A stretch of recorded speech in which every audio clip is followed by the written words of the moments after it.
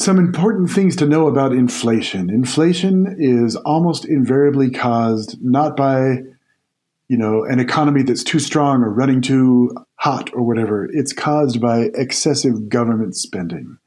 When the government spends tons of money, it injects huge amounts of money into the economy, and that boosts demand because if agencies or individuals or organizations suddenly are flush with all this cash, then suddenly they want to spend it in a gazillion different ways.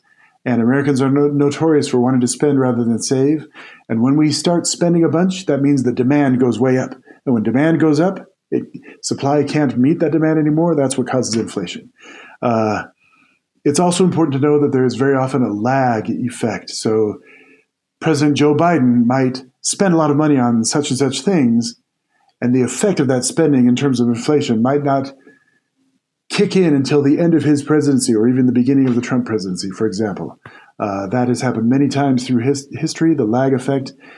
We love to peg inflation to whoever is, on watch or in office at that time. Inflation is such and such under this president. But often that inflation was the result of policies of previous presidents. And such might continue to be the case. So it's a horrible thing. It devastates us. It wipes out our savings.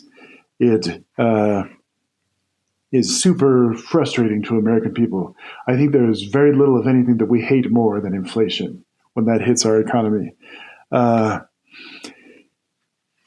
Federal Reserve ostensibly exists to keep inflation in check, and there's tons of controversy about them raising rates or keeping rates where they are versus lowering rates. I think the Federal Reserve does more harm than good and should not exist and is not constitutional. But be that as it may, the single most important way to keep inflation in check is to decrease government spending.